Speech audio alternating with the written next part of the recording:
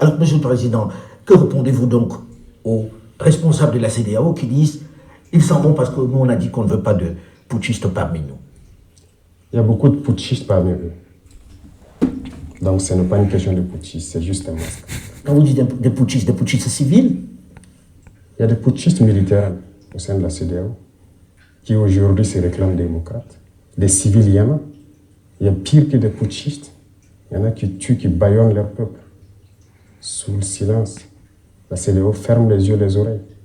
Il y a plein de putschistes au sein de la CEDEAO.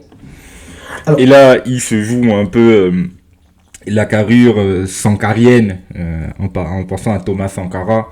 Je viens de dire tout haut ce que certains n'arrivent pas à le dire, et moi je suis le défenseur des peuples, de tous les peuples, aussi bien du peuple burkinabé, mais des autres peuples d'Afrique, et lorsqu'il y a des choses à dénoncer, je n'hésite pas à le faire.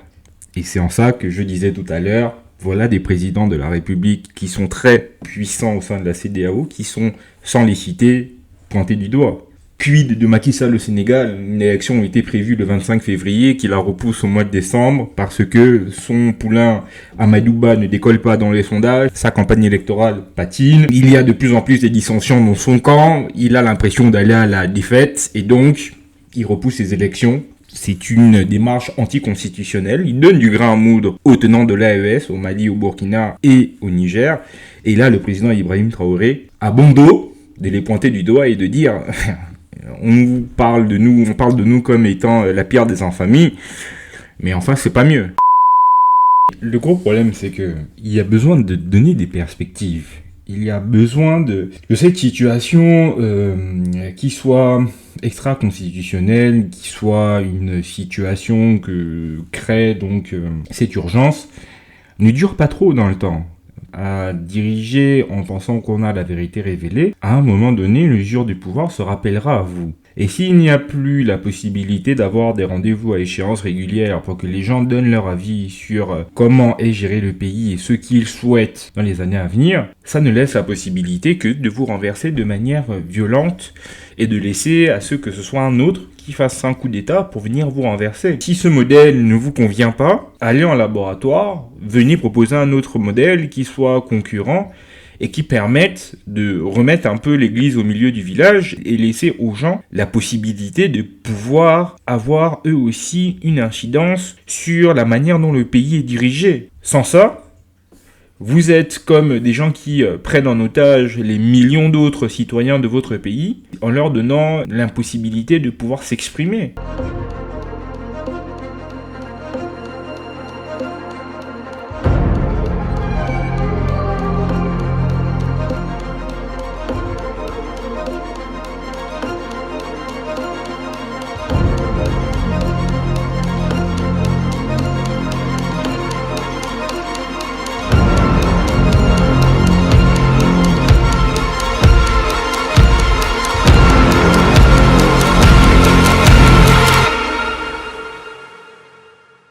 Aïe, c'est votre gaz W. On va parler aujourd'hui de politique dans le Sahel.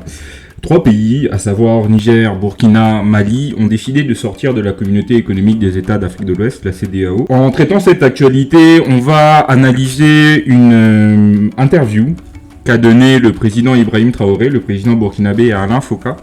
J'ai trouvé Alain Foka très très bon dans les questions qu'il a eu à poser à Ibrahim Traoré. Quelquefois, les réponses d'Ibrahim Traoré étaient un peu évasives.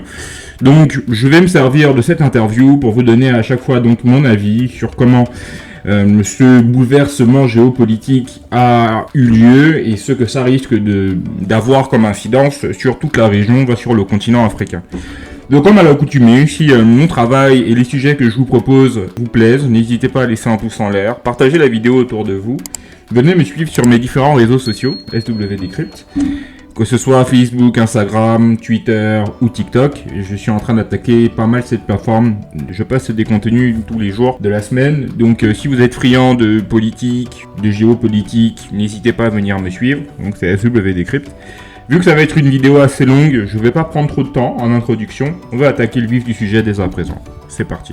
Bonjour et bienvenue dans l'entretien d'Afromédia qui reçoit aujourd'hui un invité spécial. Le capitaine Ibrahim Traoré, président de la transition, chef de l'État du Burkina Faso. Bonjour Monsieur le Président. Bonjour Alain. Merci de nous recevoir. Évidemment, aujourd'hui, 30 janvier 2024. On a envie de poser une question puisque c'est ça l'actualité. 3 États, Monsieur le Président, qu'est-ce qui s'est passé? Pourquoi décider de sortir de la CEDEAO? Merci. Comme vous dites, c'est une question d'actualité. C'est intervenu le dimanche dernier, cette décision de retrait donc, de ces 3 pays regroupés au sein de l'AES. Ce n'est pas de gaieté de cœur que de tourner le dos à une organisation, mais c'est à l'issue d'une analyse profonde. Et je pense que cette organisation est née en 1975, si je ne me trompe. En 1975, en effet. Avec les chefs d'État, pour la plupart militaires d'ailleurs. En tout cas, pour ce qui concerne l'AES, ils étaient tous militaires. Absolument. Je pense que c'était une volonté donc d'intégrer le peuple, de faire de l'épanouissement de l'économie, de la solidarité, de l'entraide, en tout cas des vertus panafricanistes qui ont conduit donc les chefs d'État à créer donc cette organisation. Malheureusement, au fil du temps, l'organisation a perdu ses valeurs. Et aujourd'hui, le constat est clair. Je pense que depuis plus d'une décennie, les républiques sœurs du Mali, du Niger, sont en guerre contre le terrorisme. Et au Burkina, bientôt près d'une décennie, on est en guerre. Cette organisation qui était censée donc créer l'entraide, la solidarité, nous n'avons jamais reçu d'aide venant de cette organisation. Aucun soldat, aucune logistique, aucune compassion. Mais, Monsieur le Président, on a envie... Bon, cet argument, je le trouve un peu léger pour la simple et bonne raison qu'il y a eu plusieurs organisations qui ont été créées en soutien à ces pays pour la lutte antiterroriste. Je pense principalement par exemple le G5 Sahel qui avait été mis en place avec le Tchad, le Cameroun, le Niger, le Burkina et le Mali. Et Mali et Burkina ont décidé de sortir de cette organisation parce que la manière dont elle était organisée, la manière dont les décisions étaient prises ne leur convenait pas. Et ils ont cette habitude à chaque fois de claquer la porte au lieu de prendre la décision de réformer de l'intérieur. D'après vous me direz, ils claquent peut-être la porte parce qu'ils n'ont pas la capacité ou ils n'ont pas les process pour pouvoir réformer ces institutions de l'intérieur. Et là se poserait donc la question de leur soft power. Le seul problème, c'est que tu ne peux pas forcément diriger un pays, vous ne pouvez pas diriger des pays. Et le seul modus vivendi que vous connaissez, c'est claquer les portes à chaque fois que ça ne va pas dans votre sens. Donc, ils ont claqué la porte du G5 Sahel, là, ils claquent la porte de la CEDEAO. Qu'est-ce que vous proposez pour pouvoir justement construire, au lieu d'à chaque fois détruire, de ne pas avoir de réelles solutions qui soient à la fois viables et impactantes sur le terrain? Donc, que la CEDEAO n'ait pas à portée de compassion ni de solidarité, j'en doute. Quand on sait en plus les différents mécanismes qui existent, à la fois monétaires, mais également d'appui qu'il y a au sein de la CEDEAO. Par exemple, en Guinée-Conakry, il y a un dépôt de pétrole qui a explosé, faisant des dizaines de morts et une situation économique très compliquée, parce qu'ils sont au bord de la pénurie en carburant, ce qui est quand même important pour faire tourner une économie. La Côte d'Ivoire, par exemple, est venue en soutien avec plus de 500 millions de francs CFA et des dizaines de millions de litres de pétrole. Donc, l'argument de « on ne nous a pas aidés, on est tout seul », je demande à voir. On comprend que ces derniers temps, les relations ont été particulièrement difficiles. Que, avec ce qui s'est passé, les coups d'État qu'il y a eu dans ces différents États que vous venez de citer, le Mali, le Niger et le Burkina, vous ayez envie de partir. Et les gens se disent, est-ce que ce n'est pas en réaction au fait qu'ils n'acceptent pas que vous ayez perpétré des coups d'État, que vous partez et que vous vous dites, bon, mais puisqu'ils n'acceptent pas, on s'en va. Le gros problème, c'est ça, en fait. Le coup d'État, on ne le fait pas parce qu'on le veut. C'est cette manière de voir les choses qu'il faut changer.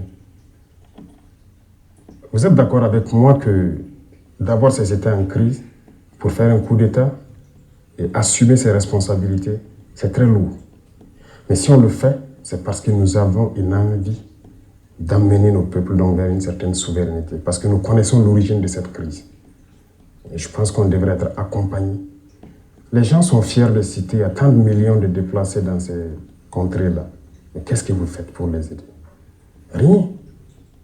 Est-ce que vous avez le sentiment? Vous avez cette volonté de vouloir amener vos pays à de la souveraineté, ok, mais ne pratiquez pas la loi du plus fort. Parce que le gros problème qu'il y a entre la CEDEAO et ces 3 pays, c'est justement ce manque de règles. Cette loi du plus fort qu'ils imposent Donc, il suffit que des gens qui aient des armes et à ce moment-là la capacité de lever des troupes pour aller contre celui qui est au pouvoir. Je suis désolé, mais ça, c'est un peu le Moyen-Âge. Et d'utiliser le prétexte du terrorisme et de l'instabilité pour justifier des coups de force, je trouve ça encore un peu léger. Que la CEDEAO ait des réformes à faire, que la CEDEAO soit le plus juste et le plus impartial possible, en dehors de toute ingérence, quelque chose qu'on appelle de nos voeux. Mais je n'attends pas autre chose qu'une organisation sous-régionale d'avoir à édicter des règles et à les faire appliquer. Là où le bas blesse, c'est que ces règles sont peut-être appliquées à certains et pas à d'autres. Ça, il faut le pointer du doigt et faire en sorte que ça s'arrête et qu'il y ait un peu plus d'équité. En disant ça, je pense principalement, par exemple, à ce qui a pu se produire en Côte d'Ivoire en 2020, quand Alassane Ouattara a fait un 3e mandat anticonstitutionnel, ou là, Macky Sall qui repousse ses élections. Voilà des sujets sur lesquels la CEDEAO va devoir s'appesantir pour justement mettre un peu de l'ordre dans ses rangs et ne pas donner des arguments aux putschistes, de pouvoir dire nous on fait des coups d'État pour que nos pays soient stables et pour lutter contre le terrorisme. En face, ils font des coups d'État anticonstitutionnels et la CEDEAO ne dit rien. Donc encore un peu léger, encore un peu évasif, en tout cas à mon sens. Donc c'est les militaires qui sont plus susceptibles de régler ces problèmes-là que les politiques et les civils. C'est votre sentiment?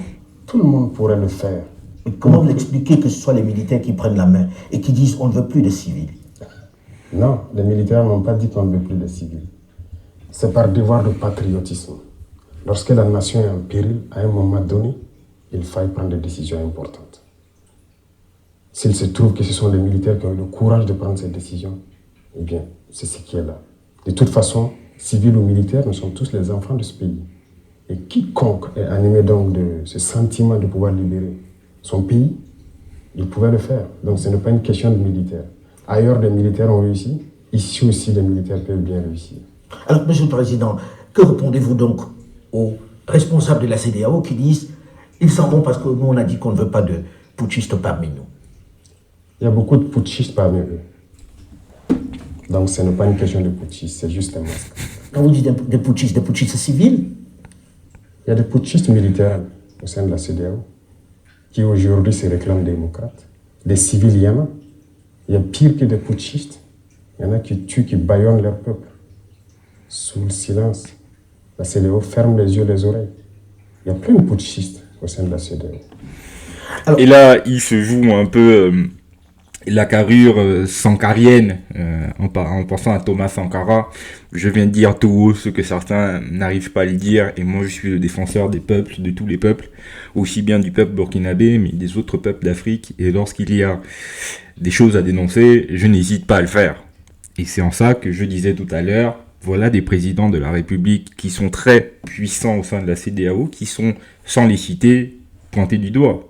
Quid de Macky Sall au Sénégal? Une élection a été prévue le 25 février, qui la repousse au mois de décembre, parce que son poulain Amadouba ne décolle pas dans les sondages, sa campagne électorale patine, il y a de plus en plus de dissensions dans son camp, il a l'impression d'aller à la défaite, et donc il repousse ses élections. C'est une démarche anticonstitutionnelle. Il donne du grain à moudre aux tenants de l'AES, au Mali, au Burkina et au Niger.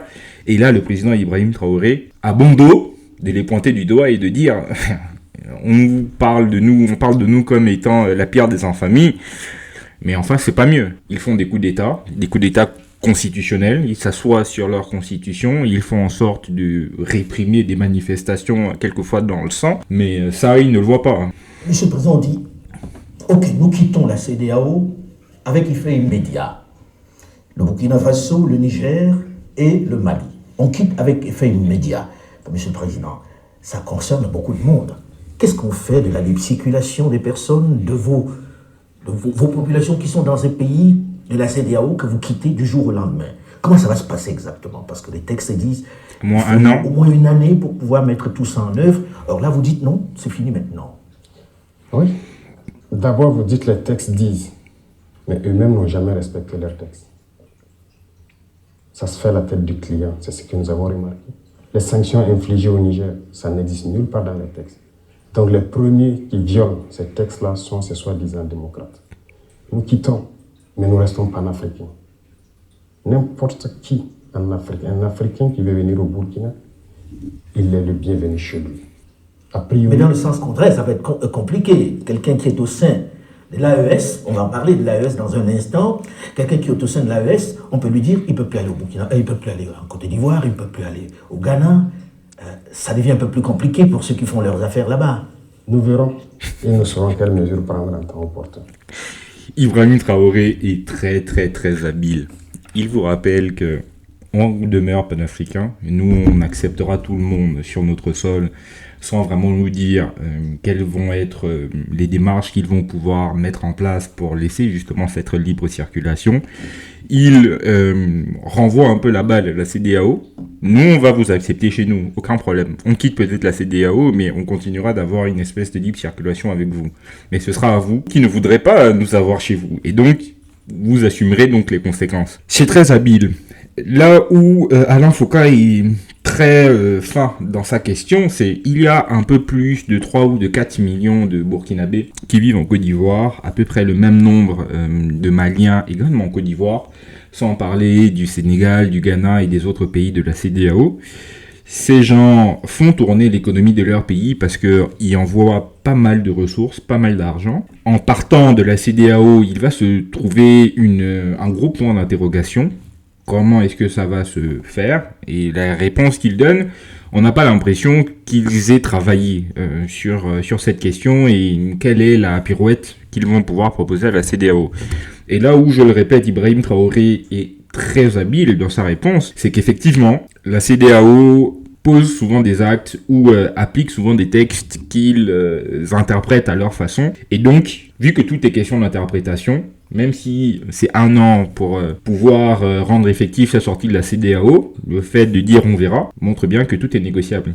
Et ça n'aura pas tardé, 48 heures après l'annonce de la sortie de la CEDEAO a annoncé que ça se négociera. Et que cette règle de 1 an, ils sont enclins à trouver un modus vivendi qui arrange les deux parties.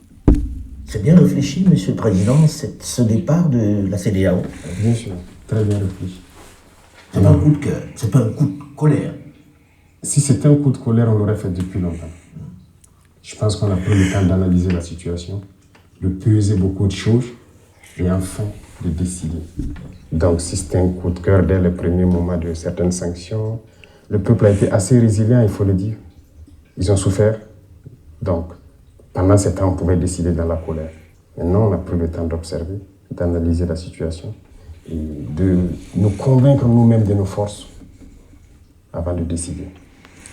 Là, ce qu'il ne dit pas, c'est que si c'est maintenant qu'ils prennent la décision de sortir de la CEDEAO, c'est parce que en 2024, il devait y avoir une élection présidentielle au Mali. Assimi Goïta est au pouvoir depuis 2020, après son accession à la magistrature suprême en faisant tomber Ibrahim Boubacar Keïta. Et déjà à cette époque, il y avait des sanctions de la CEDEAO qui avaient été mises en place pour contraindre les putschistes au Mali à s'entendre sur un plan de route au bout desquels devait se tenir une élection présidentielle.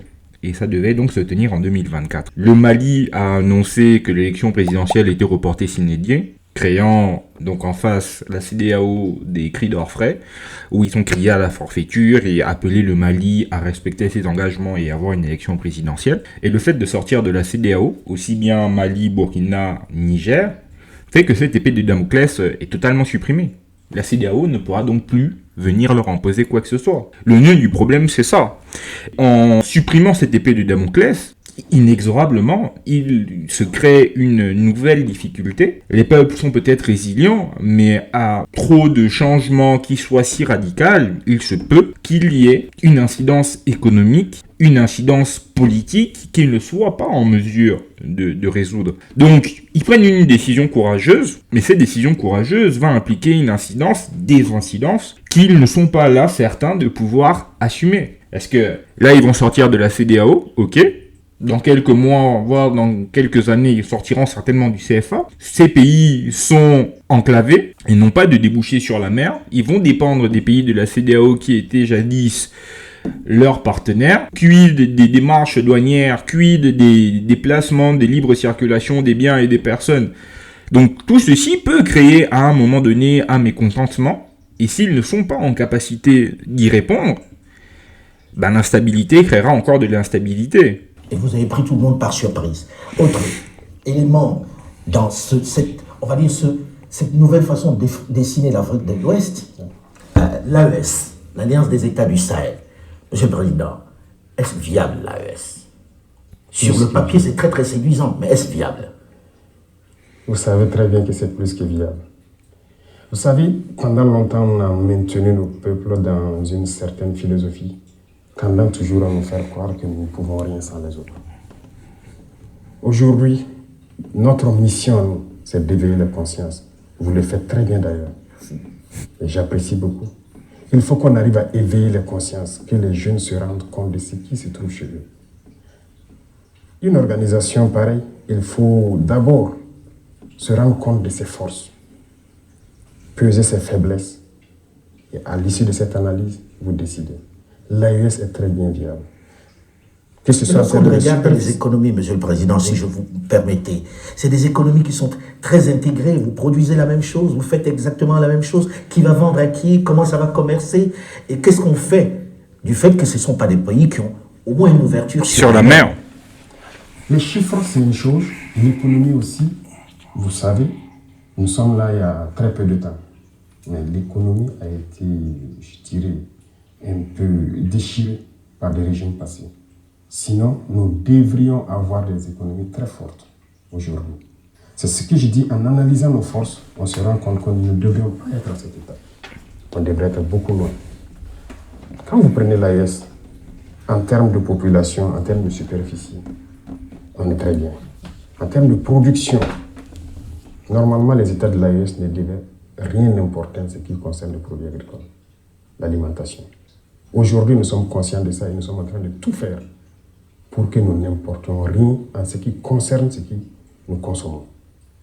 En termes de richesse, que ce soit naturel, quand je dis les richesses naturelles, il y a des richesses souterraines, mais il y a aussi en surface. On crie partout que les Africains meurent de faim, de soif, ainsi de suite. Des projets inventés par-ci, par-là, par exemple pour nous donner de l'eau potable. L'AES, c'est une grosse réserve d'eau souterraine, et même en surface. En termes de ressources minérales, on n'a rien à envier à quelqu'un. Et dans la nature, quand vous prenez des produits comme, j'aime le dire, le karité, c'est une richesse naturelle. Nous ne l'avons pas planté. C'est Dieu qui l'a donné. Mais c'est très riche. Les gens le prennent, ils le transforment. Donc nous sommes conscients de nos potentialités. L'AES n'a rien à envier à quelqu'un. Pour vous, ce discours de souveraineté cache une espèce d'inapproximation selon moi. Ces trois pays, hormis le Niger qui même devient de plus en plus concerné par les attaques terroristes, quel développement économique voulez-vous créer en étant donc isolé, mais surtout en ayant des pans entiers de votre territoire qui n'est pas sous votre contrôle? Comment voulez-vous faire en sorte que vous deveniez des pays prospères, en étant isolés, je le répète, mais surtout en étant dans l'incapacité d'avoir une espèce de stabilité, ne serait-ce qu'au niveau de vos frontières, où votre intégrité territoriale est violée continuellement.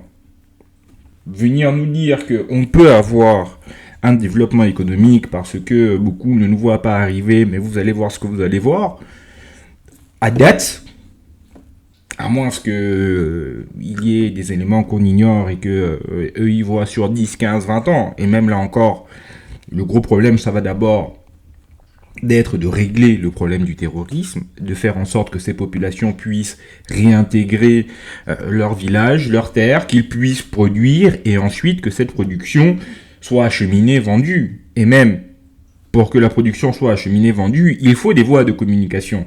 Il faut avoir la capacité de pouvoir les exporter. Je pense que ce qu'ils ne disent pas là, c'est qu'ils comptent grandement sur le Togo. À savoir que le président du Togo, Faure Essoziman Gnassingbé, est l'un des seuls présidents de la CEDEAO qui est assez enclin à aider et à écouter les putschistes. À chaque fois qu'il y a une difficulté et qu'on a besoin d'un président un peu en médiateur, c'est le Togo et Faure Essoziman Gnassingbé qu'on envoie. Et donc je me dis que là où Dakar, Cotonou et Abidjan sont sur la ligne dure et ne voudront pas commercer avec eux, quand bien même leur port risque de connaître une incidence économique certaine, et ils comptent donc sur la magnanimité du président togolais, là où Bénin, Côte d'Ivoire et Sénégal ne voudront peut-être pas transiger, lui il transigera et récupérera donc tous les flux sur son pays et pourra donc être la voie de passage pour ces pays de l'interland. C'est l'analyse que j'en fais des explications qu'il donne. Parce que, outre mesure, des pays qui sont en plus sahéliens, en grande partie désertiques, comment voulez-vous avoir une prospérité économique en sachant en plus qu'il y a une instabilité sécuritaire? L'AES peut se suffire, être un ensemble intégré qui fonctionne normalement. Parfaitement. Monsieur le Président, lorsque l'on regarde la démarche qui vient d'être entreprise par ces trois États, très concrètement, on écoute un peu partout le fait qu'il y a besoin qu'ils soient en train de travailler avec d'autres sur un sujet qui est le sujet le plus important aujourd'hui, la sécurité. J'ai envie de demander, Monsieur le Président, aujourd'hui, vous êtes là depuis un certain temps déjà, ça fait plus d'1 an, quel est votre bilan dans le domaine de la sécurité, avant qu'on ne parle de ces trois États? Très bonne question. Dans votre cas, au Burkina Faso, une bonne partie du territoire est encore entre les mains des terroristes. Qu'est-ce que vous avez pu faire depuis que vous êtes là, dans ce domaine-là? Très bien. Question claire. C'est la priorité en fait pour nous. Comme vous avez dit, ces terroristes, c'est tuer, brûler, déplacer les populations, s'accaparer des terres. Mais je peux vous dire à l'instant T, comme je le disais dernièrement, il n'y a pas cette portion du territoire où nous voulons partir et que nous ne pouvons pas partir. Aujourd'hui, vous allez sur tout le territoire? Partout. Des territoires qui étaient sous contrôle, si on peut le dire, depuis 3 à 4 ans. Nous mettons pied. Mais pourtant, on parle de plus d'attaques qu'autrefois lorsque il y avait déjà... Et ce n'est pas parce que vous y mettez pied que la situation sur place est résolue ou que votre action est couronnée du succès. Pas du tout.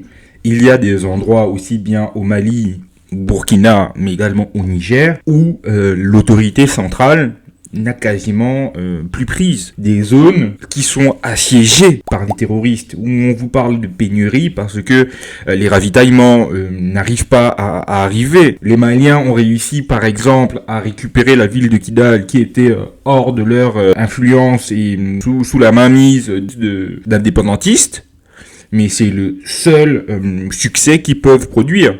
À côté de ça, il y a des pans entiers du Mali qui sont sous le joug des terroristes. Et là, Alain Foka lui pose une question très simple. Moi, j'attendais des KPI où il venait dire, quand je suis arrivé au pouvoir, la situation était celle-là. Il y avait tant de nombre d'attaques, tant de gens morts, tant de gens déplacés. Et après mon année à la magistrature suprême, voilà où nous en sommes. Là, il nous dit... Là où on ne pouvait pas y aller, on y va. Ok, très bien. Mais ça ne veut absolument rien dire. Ça ne veut absolument pas nous donner de manière quantifiable l'impact de ta gouvernance et de ton leadership. Les étrangères sur le territoire. Ah oui, vous êtes sûr? Plus d'attaques, c'est relatif. Aujourd'hui, nous sommes à l'offensive pour la plupart des zones. Nous ne sommes plus dans une posture de défense. Nous partons vers l'ennemi, nous cherchons l'ennemi. Lorsque nous avons décidé de prendre notre destin en main, comme on aime le dire, c'est une décision assez importante et très courageuse. Et lorsque vous décidez comme ça, toutes les cellules dormantes se réveillent d'un coup. Et c'est à ce moment que vous vous rendez compte de l'ampleur de la situation du terrorisme. On s'est bien rendu compte. Mais pour faire la guerre, il y a d'abord le patriotisme. Il y a la logistique. Il y a maintenant l'intelligence des situations. Le patriotisme s'est réveillé dans tout le Burkinabé. Que ce soit les combattants, que ce soit les populations civiles, vous les voyez bien contribuer. Ça n'aurait pas été possible il y a quelques années de cela. Pourquoi? Il faut savoir réveiller le patriotisme en chaque peuple. Les mettre en confiance, savoir que leur patrie, c'est la seule chose qui leur reste. Ça, on a réussi à le faire. Voilà pourquoi lorsqu'on les demande de contribuer, ils le font. On a demandé aux gens de s'enrôler pour combattre partout où ils sont. Même aujourd'hui, si nous décidons que nous voulons 1 million de Burkinabés pour combattre, nous les aurons. Les volontaires pour la défense de la patrie. La défense de la patrie? Oui. Les gens sont prêts, ils sont engagés. C'est pas dangereux pour eux? Non, c'est leur patrie. C'est leur patrie. Partout dans le monde, les gens se sont battus pour leur patrie. Bon, là où moi je suis un peu moins affirmatif et un peu moins galvanisant que Ibrahim Traoré, lorsqu'il parle des VDP, les volontaires pour la défense de la patrie, la plupart ce sont des milices villageoises à qui on apprend le maniement des armes et qui ont pour objectif d'être des supplétifs de l'armée burkinabé. Sauf que, on s'est rendu compte qu'il y avait énormément de dérapages de ces VDP, qui, lorsqu'ils arrivaient dans certains villages, tuaient des gens, violaient des femmes et pillaient les ressources. Et le gros problème, c'est que quand vous avez des gens qui n'étaient pas des porteurs d'armes, qui n'étaient pas des gendarmes, des militaires, ou dont ce n'est pas la profession, quand vous leur apprenez le maniement des armes, que vous leur donnez des armes, en fait, vous multipliez la possibilité d'avoir des dérapages. Après, vous me direz, ils ont besoin de bras, ils ont besoin de faire en sorte que les endroits soient sécurisés. Donc, on fait avec les ressources que nous avons à cet instant T. Mais attention à ne pas faire de bêtises. Lorsque vous sortez le génie de la boîte, pour le remettre ensuite, ça va être compliqué. Ce que je leur souhaite, c'est qu'ils parviennent à vaincre le terrorisme. Et lorsqu'ils y parviendront, il va devoir donc falloir mettre en place un espèce de processus de démobilisation et récupérer toutes ces armes qu'ils donnent à des villageois. Ça va coûter de l'argent. Vont-ils être en capacité de pouvoir mettre cela en place? Effectivement, il faut appeler à du patriotisme. Il faut que chacun se sente concerné par la défense du pays. Mais encore, il faut mettre le curseur au bon endroit. Il faut être très fin dans les décisions qui sont prises. Lorsque l'on dit ça, on a envie de se poser la question de savoir, ce terrorisme dure depuis un moment déjà dans nos territoires, avec des armées qui sont venues et des sommes extraordinaires dépensées, de l'arsenal militaire de qualité jusque-là. Comment expliquer que d'un coup, vous décidiez que tous les trois, vous allez combattre ça sans les autres? Est-ce que c'est réaliste? Qu'est-ce qui fait que ce soit plus possible aujourd'hui qu'avec ces armées qui étaient là? C'est plus que réaliste. Il y a eu plusieurs situations. Nous avons eu la chance de faire le terrain. Beaucoup d'autres officiers que vous pourrez croiser ont eu la chance de faire le terrain et ont manœuvré avec ces armées étrangères. Sur votre propre territoire, on vous fait des restrictions. Ils font ce qu'ils veulent. Ce qui est encore plus surprenant, imaginez, vous avez dit, avec toute la technologie qu'ils avaient, ils ont actuellement peut-être des satellites qui observent tout. Ils avaient des drones, des hélicoptères, tout type d'appareils. Mais on ne voyait jamais les terroristes. Aujourd'hui, nous avons décidé de faire la guerre. Mais vous vous rendez compte, on les retrouve tous les jours et on les fouette. Donc, c'est-à-dire que, parce que là, c'est les Français qu'ils visent. Et accessoirement, les armées de l'Union européenne, est-ce à dire que c'est un complot? Qu'ils n'avaient pas la volonté de défaire les terroristes, qu'ils ont dépensé des milliards d'euros juste pour le plaisir de maintenir ces pays-là sous leur joug et justifier leur présence sur ces territoires.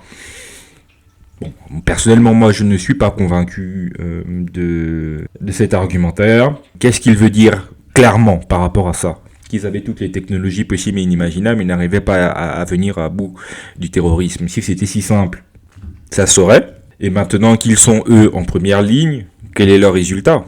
Parce que maintenant, ils ont toutes les armes dont ils avaient besoin. Il y a plein de pays qui les aident. Ils ont même appelé l'Iran, qui est quand même un pays banni de la communauté internationale, mais ils n'ont pas hésité à faire en sorte, par exemple, que l'Iran vienne leur mettre à disposition des obus, des drones aussi, des matériels assez sophistiqués. Bon, maintenant, ils ont tout ce dont ils avaient besoin. Si c'était si facile, quels sont leurs résultats? Alain Foucault lui a posé la question tout à l'heure, il a été bien incapable de pouvoir y répondre. Donc c'est un problème complexe, et penser résoudre le problème du terrorisme uniquement par le prisme militaire, c'est un problème multiforme. Si ces zones sont gangrénées par le terrorisme, c'est aussi à cause du manque d'infrastructures, du manque de l'autorité de l'État central, par la pauvreté. Et on ne résoudra pas ce problème uniquement par le prisme militaire. Il y a un problème. Pour vous, il n'y avait pas une réelle volonté de les combattre alors? Aucune volonté de les combattre. S'ils le voulaient, ils pouvaient le faire. Les terroristes n'auraient jamais atteint ces niveaux. Alors aujourd'hui, on dit s'ils font des résultats, s'ils font quelques résultats, c'est parce qu'ils ont avec eux les Russes. Il y a eu Wagner dont on a parlé. Aujourd'hui, on a même les Russes qui vont ouvrir leur première base militaire avec Africa Corps. Monsieur le Président, est-ce que les Russes vous aident? Et est-ce que leur aide est meilleure que celle des armées étrangères qui étaient jusque-là présentes? Vous savez, pour ce qui concerne le Burkina, par exemple, nous avons toujours été en relation avec la Russie. Et je vous dis, l'équipement que les Burkinabés avaient, à 80%, c'était des équipements russes. Ah bon? Bien sûr.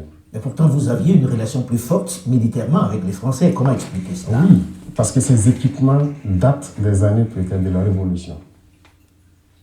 Bien sûr, nous avons des équipements qui datent des années de la Révolution, qui combattent toujours, des équipements russes et coréens, nord-coréens, qui combattent toujours dans notre armée. Ils sont plus efficaces? L'armée a été délaissée, n'oubliez pas ça. Depuis les années 90, avec le soi-disant programme d'ajustement structurel, tout a été dénaturé.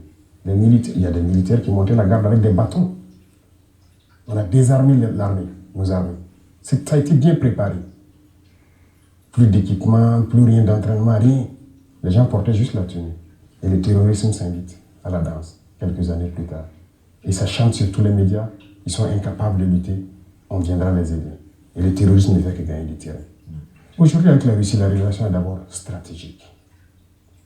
Ça, je pense que vous le comprenez beaucoup mieux que nous. Et avec la Russie, il n'y a pas cet équipement que nous souhaitons payer avec eux, qu'ils ne vendent pas. Les autres nous font des restrictions. Ils vous disent que vous ne pouvez pas acheter ce type d'armes? Bien sûr. Or, les Russes vous vendent tout ce que vous voulez. Tout ce qu'on veut. Jusqu'à l'instant T où je vous parle, on nous bloque des licences de certains avions. Il y a des types d'armes qu'ils ne vont jamais nous vendre. Et comment on vous l'explique, ces restrictions? Ça vous, je pose la question, où est l'amitié? Qu'est-ce qu'ils veulent? Il y a beaucoup de pays, les Russes, les Chinois, les Turcs, les Coréens, ainsi de suite. Il n'y a aucune restriction. Avec l'Iran, tout ce qu'on veut, ils vont nous faire le point. Si on peut payer, on paye. Mais avec ces États qui étaient là, dans les années, il y a des restrictions. Il y en a même qui sont arrivés à nous dire qu'ils ne peuvent rien nous vendre qui est létal. Ah oui? Oui. Donc vous faites la guerre, vous ne pouvez pas tuer celui qui est en oui, face les de vous. terroristes, ils nous tuent, mais nous, on a peut-être le devoir de ramasser des cailloux, peut-être même que le caillou est létal. Tout ce qui est létal, qu'ils ne nous vendent pas. Bon, la justification à cette assertion est relativement simple. Qu'on le veuille ou pas, ces pays, contrairement à la Russie, à l'Iran ou à la Corée du Nord, sont tenus par une opinion intérieure qui accepterait très peu que des armes françaises, par exemple, aient été vendues au Burkina et que ces armes soient allées faire un massacre d'enfants, de femmes ou de vieillards. Venir nous dire les plans structurels qu'il y a eu dans les années 90 ont été en fait la première étape de leur complot de nous mettre à genoux pour laisser les terroristes venir nous tuer, parce que en schématisant un peu, c'est ce qu'il dit, montre qu'il a peut-être une faible connaissance des jeux internationaux et mondiaux et quels sont les rapports de force. Et au-delà de ça, même si pour certains pays, ils s'asseyent sur ces risques de dérapage, et je dis ça principalement en pensant par exemple à l'Arabie Saoudite, qui a créé des millions de morts au Yémen avec des armes américaines, mais comme l'Arabie Saoudite est très stratégique pour les États-Unis et paye rubis sur ongle, ils sont moins enclins à leur dire non qu'au Burkina Faso, par exemple, qui est le parent pauvre, on ne craint rien. Voilà leur principe. Alors, aujourd'hui, avec la Russie, qu'est-ce qu'ils prennent en retour? On sait bien qu'il n'existe pas d'amitié entre les États. C'est toujours des intérêts. Chacun vient pour ses intérêts. Alors, aujourd'hui, il y a la peur d'un certain nombre de personnes de voir qu'on a changé un maître pour un autre. Or, je vous de tutelle en tutelle. Pour savoir que vous n'êtes pas dans le remplacement d'un maître par un autre. Que donnez-vous aux Russes, très concrètement, pour qu'ils soient là? Est-ce qu'ils prennent des minerais? Comment vous les payez? Est-ce que vous êtes en train de vendre une portion du territoire? C'est quoi le deal? Si c'était ça le deal, de quitter vraiment un maître pour un autre, on préfère mourir. Parce que quand on dit la patrie ou la mort, ça a tout son sens. Non, ce n'est que du média mensonge encore. Et malheureusement, on avait même vu des chefs d'État qui sont tombés dedans, qui sont allés raconter du mensonge, soi-disant qu'on a donné des mines à des Russes, à notre partie sud. Archi faux. Il n'y a rien de donné aux Russes. Archi faux. Même pas une mine. Pourquoi donner? Si les Russes veulent une mine, on a le code minier. Ils viennent s'intégrer dedans. On leur donne le permis Ils payent les impôts et ils font tout ce qu'ils doivent faire comme les autres. Mais avec quoi vous payez alors les Russes?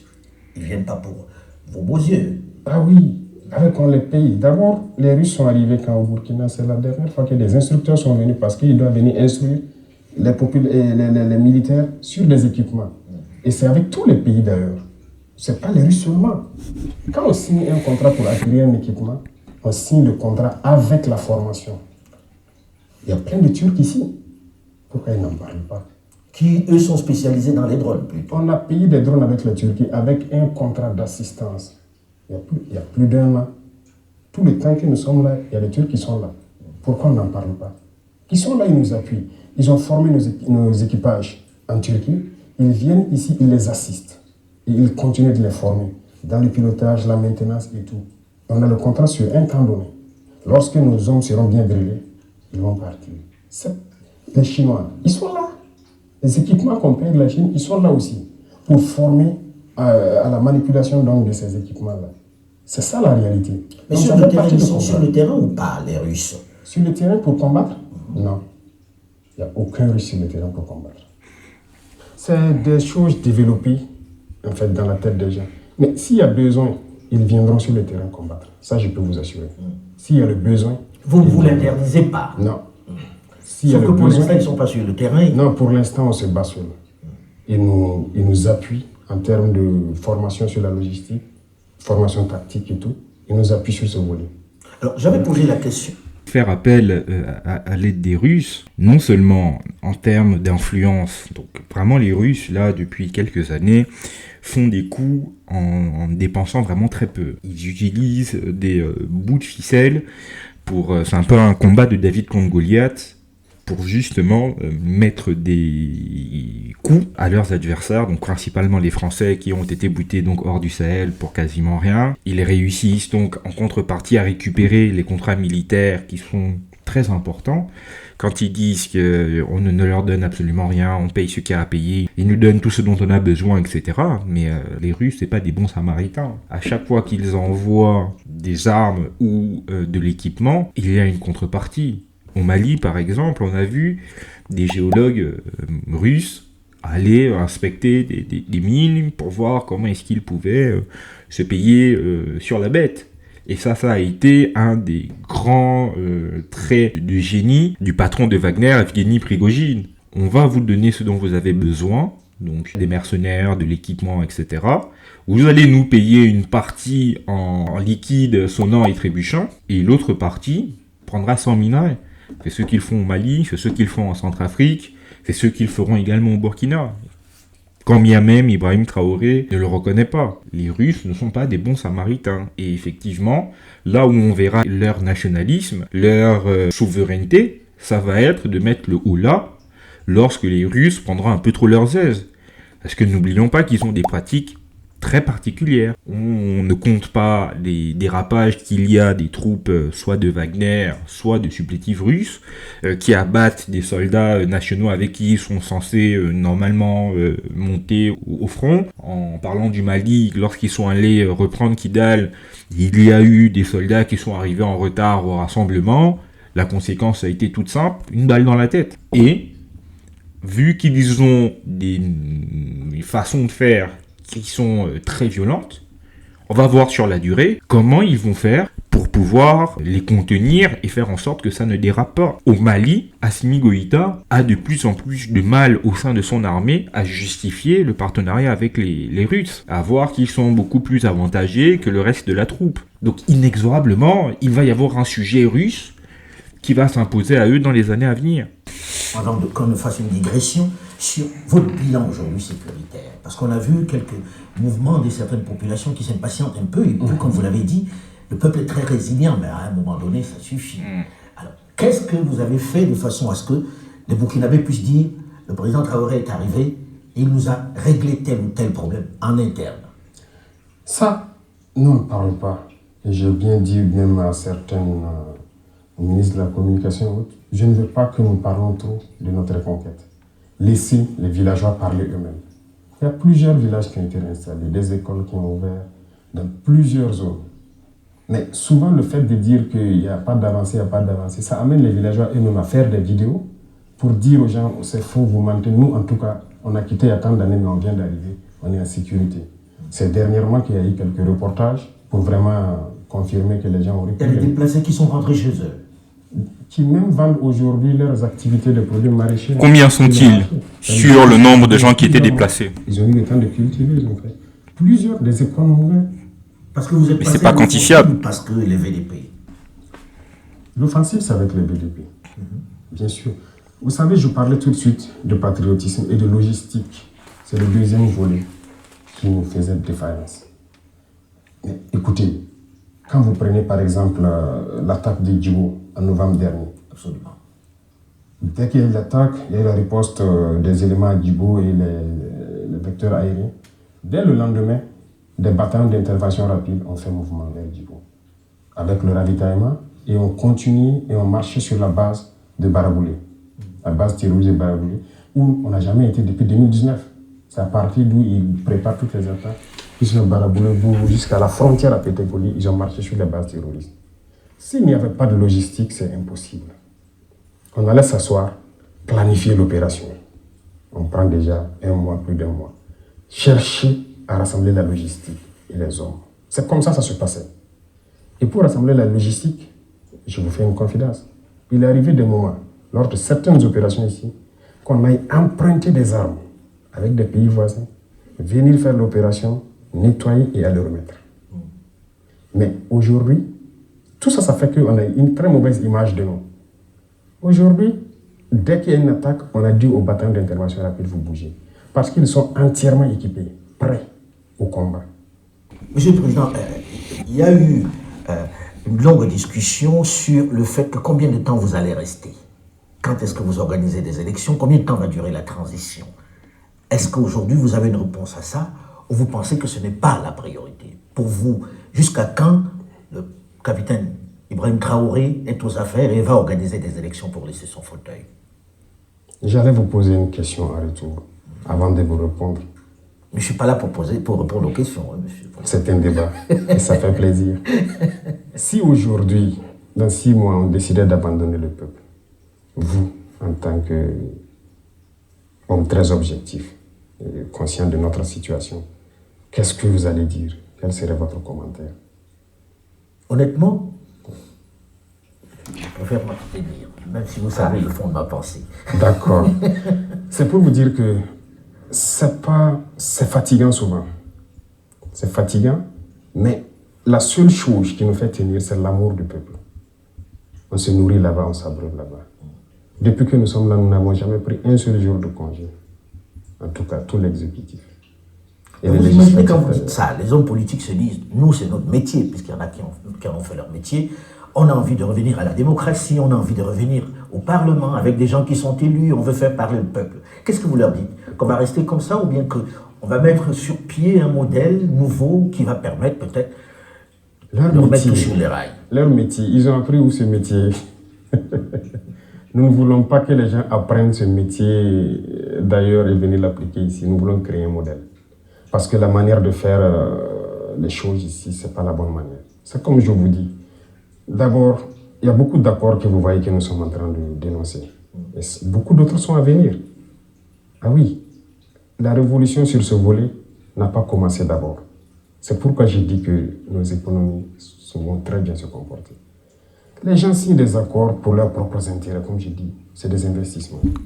Malheureusement, les chefs d'État africains, ceux-là qui se mettent dans ces girons de métiers et de politique là, n'ont pas compris toujours. Je pense que les faits d'antan devaient les donner beaucoup de leçons telles que les Bokassa et autres. Ils continuent de piller les ressources de leur pays, aller investir chez eux. Comment est-ce qu'on peut donner... Je ne sais pas comment je vais expliquer. C'est inconcevable. Mais pour vous, Monsieur le Président... Mais le gros problème, c'est qu'il y a besoin de donner des perspectives.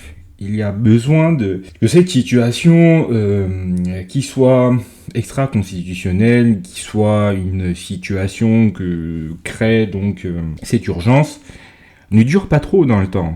À diriger en pensant qu'on a la vérité révélée, à un moment donné, l'usure du pouvoir se rappellera à vous. Et s'il n'y a plus la possibilité d'avoir des rendez-vous à échéance régulière pour que les gens donnent leur avis sur comment est géré le pays et ce qu'ils souhaitent dans les années à venir, ça ne laisse la possibilité que de vous renverser de manière violente et de laisser à ce que ce soit un autre qui fasse un coup d'état pour venir vous renverser. Si ce modèle ne vous convient pas, allez en laboratoire, venez proposer un autre modèle qui soit concurrent et qui permette de remettre un peu l'église au milieu du village et laisser aux gens la possibilité de pouvoir avoir eux aussi une incidence sur la manière dont le pays est dirigé. Sans ça, vous êtes comme des gens qui prennent en otage les millions d'autres citoyens de votre pays en leur donnant l'impossibilité de pouvoir s'exprimer.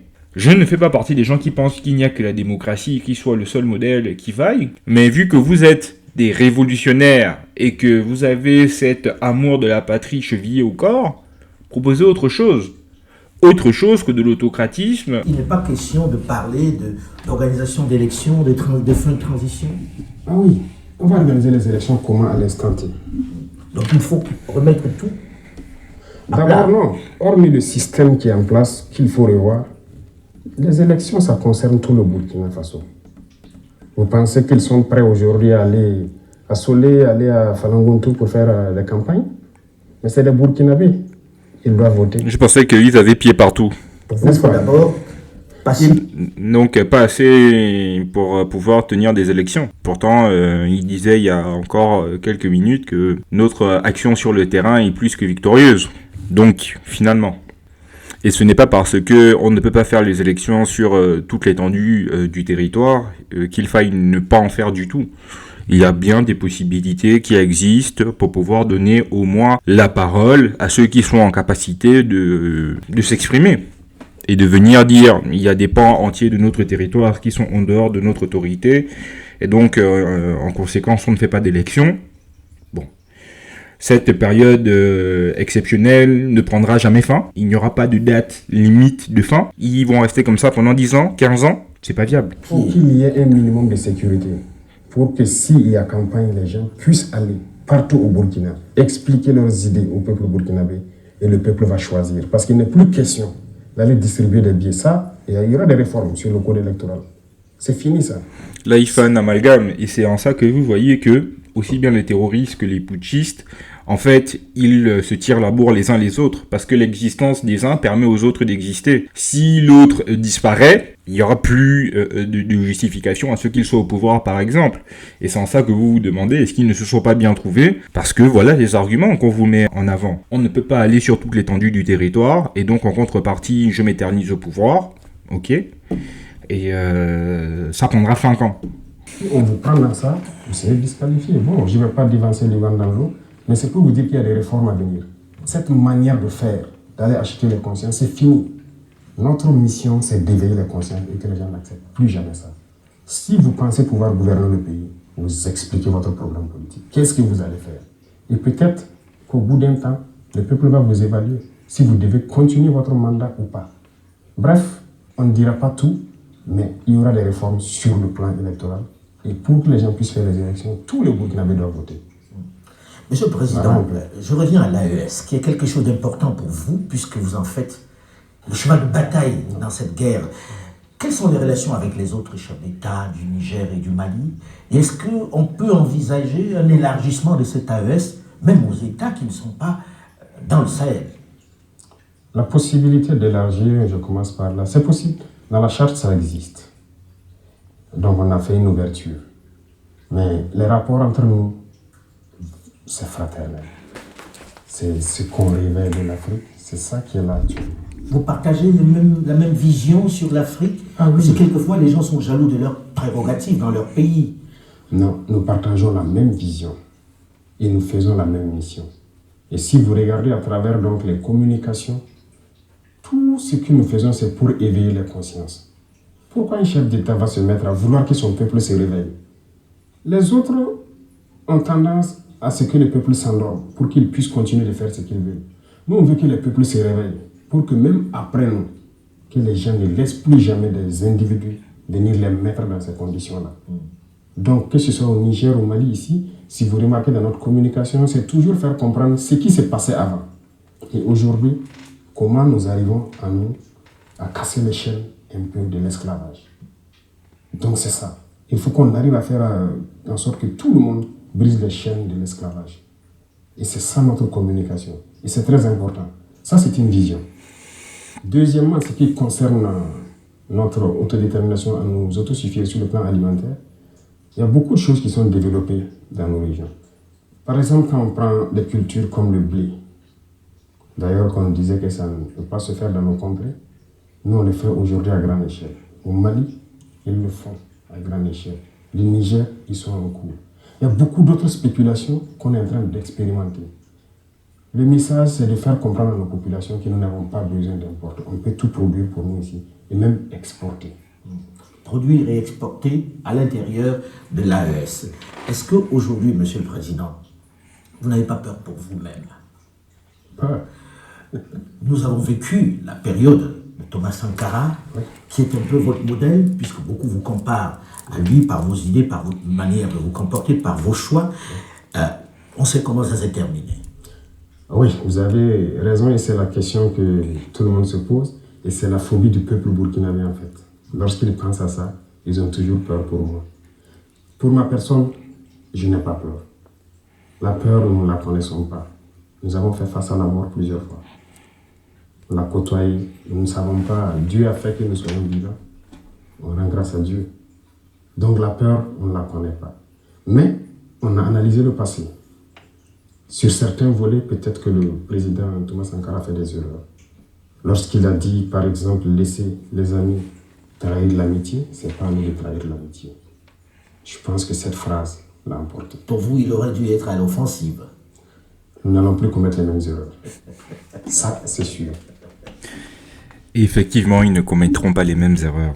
Il y a eu une information qui est parue il y a 2 ou 3 semaines, annonçant l'arrivée du GRU, des services du renseignement militaire russe, pour la sécurité d'Ibrahim Traoré. Et il n'y a pas une semaine qui voit le jour sans qu'on nous apprenne qu'il y a des coups d'État qui ont été déjoués au Burkina.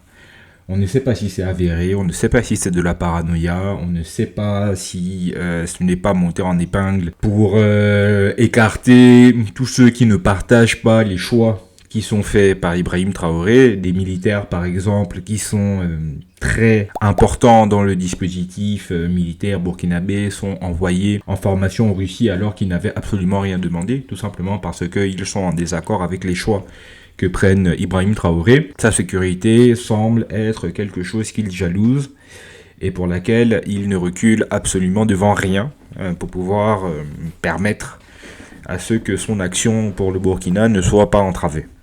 Et l'impérialisme, comme il a dit, est un très mauvais élève. Lorsqu'il est cherché, il revient avec les mêmes méthodes. Nous suivons. Donc nous ne laisserons pas les mêmes erreurs se reproduire. Aujourd'hui, Monsieur le Président, quelles sont vos relations avec la France et avec l'Union européenne? Nous n'avons pas de relations particulières. Moi, je dis, les relations internationales sont ce qu'elles sont. Ça se passe comme ça doit se passer, si je peux dire. Il n'y a rien de méchant. De toute façon, le Burkina est en train d'affirmer sa souveraineté. Tout pays ou toute organisation qui respecte cela, nous sommes en bonne relation. Mais lorsque vous ne voulez pas, c'est là que vous voulez nous dicter ce que nous devons faire. Mais vous vous parlez quand même, non? Bien sûr. On se parle. L'Union européenne, dernièrement, on a reçu le nouvel ambassadeur. Je sais que vous avez suivi. Il est là, il travaille, il n'y a pas de problème. L'ambassade française aussi est toujours là. Ils continuent leurs activités. Et les Américains? Ils sont là. Donc il n'y a pas de souci de ce côté, la coopération continue, mais... Tant qu'on va respecter notre ligne idéologique, tant qu'on va respecter notre souveraineté, tant qu'on va respecter le fait qu'on veut briser nos chaînes et être indépendants. Alors ça me donne l'occasion de terminer là-dessus. On sait que la CEDEAO n'est pas d'accord sur la sortie. En se disant, bon pour nous, on a encore appris, je sais que la lettre leur a été adressée. Est-ce que vous acceptez encore la négociation? Est-ce que c'est envisageable que demain, vous vous dites, bon, ok, on a compris, on revient, si vous revenez à de meilleurs sentiments? Ou bien c'est terminé, on n'en parlera plus jamais? On n'en parlera plus. Il ne faut pas commettre certaines erreurs, je viens de vous le dire. Notre itinéraire, c'est un chemin de non-retour. Tout ce que nous faisons, lorsqu'on va décider de... C'est-à-dire les chaînes que nous sommes en train de briser, c'est pour toujours. Donc plus jamais de CEDEAO. Non, c'est fini. Si on entre là-dedans, c'est ma dernière question, si on C'est entre fort. là-dedans, ça veut dire aussi que dans quelque temps, vous allez vous attaquer à la monnaie, qui est le CFA. Probablement. Laissez C'est venir presque les choses. inéluctable, non, Monsieur le Président? Vous savez, dans tout ce que nous faisons, ça vous a surpris, n'est-ce pas? Des choses vont peut-être vous surprendre encore. Il n'y a pas que la monnaie. Tout ce qui est lié, qui nous maintient dans l'esclavage, nous allons briser ces liens. Merci beaucoup, Monsieur le Président. Je vous en prie. Je vous en prie. Et vous voyez, il y a quelque chose de flamboyant qu'on ne peut pas enlever à ces militaires, aussi bien Assimi Goïta, Ibrahim Traoré et un peu le général Tiani. Ils mettent en avant justement ce besoin et cet amour de patriotisme pour leur pays, mais il va falloir faire attention à ne pas manier tous les symboles uniquement pour les casser et n'avoir rien d'autre à proposer en face. Je pense que cette monnaie est totalement anachronique. Le franc CFA, 50 ou 60 ans après les indépendances, ne devrait plus être en vigueur dans ces anciennes colonies françaises. Mais attention à ne pas faire de bêtises d'orgueil. Cette monnaie est très stable. Elle permet de protéger ces États lorsqu'il y a de gros process d'inflation. Cette monnaie va devoir, à un moment donné, prendre fin. Mais tant qu'on n'a pas de solution qui soit réellement viable, qu'on puisse mettre à la place du CFA, attendons. Voilà des pays comme le Zaïre, la République démocratique du Congo, où pour aller acheter des baguettes de pain, on y allait avec des brouettes d'argent. Il y a des pays comme la Guinée-Conakry où leur monnaie ne vaut quasiment rien. Il va falloir sortir du CFA à un moment donné. Mais tant qu'on n'aura pas trouvé les voies et moyens pour permettre à nos différents pays, aussi bien de l'Afrique centrale que de l'Afrique de l'Ouest, qu'on n'aura pas trouvé le moyen de créer une synergie entre ces différents espaces, parce que rien que la monnaie unique dans ces espaces est une avancée que beaucoup de pays nous envient. Et revenir par exemple à des monnaies nationales et des banques centrales dans chacun de ces pays, ce serait un recul très important. Il va falloir qu'on continue de commercer les uns avec les autres, il va falloir qu'on continue d'avoir cette libre circulation qui soit la plus étendue possible. Et lorsqu'on décidera de claquer la porte et de tourner le dos au franc CFA, il va falloir qu'on ait à ce moment-là quelque chose qui soit viable. Et c'est pour ça que tous nos différents économistes, nos financiers, doivent commencer à travailler à cette question dès maintenant. Il y a quelques années, Alassane Ouattara et Emmanuel Macron ont annoncé la création de l'éco. En fait, c'était juste un changement cosmétique, mais le franc CFA perdurait. Il faut effectivement que notre jeunesse, nos intelligences soient mises à contribution pour produire quelque chose qui soit viable, qui soit à propos et qui nous permette réellement d'avoir un développement qu'on appelle de nos voeux. Pour le reste, cette vidéo a été pour moi très intéressante à décrypter, à regarder. Il y a des réponses qui ont été assez évasives, qui ont été données par le capitaine Ibrahim Traoré, qui ne rassurent pas, quand bien même on sait quels sont leurs objectifs, ce qu'ils souhaitent pour leur pays, chacun d'entre eux, surtout en prenant cette décision de sortir de la CEDEAO.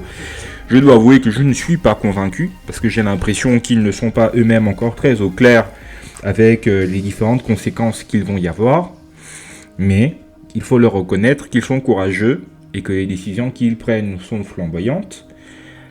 À voir sur la durée, si ce n'est pas de l'excès de confiance, voire de l'excès d'arrogance, et s'ils sont réellement en capacité d'appeler ces changements de leurs vœux et de pouvoir ensuite les gérer, les implémenter dans leurs différentes sociétés. Donc voilà, c'était votre GSW, n'hésitez pas à me donner votre avis en commentaire. Si la vidéo vous a plu, laissez-moi un like, partagez-la autour de vous, et je vous dis donc à la prochaine pour un prochain contenu. Peace out.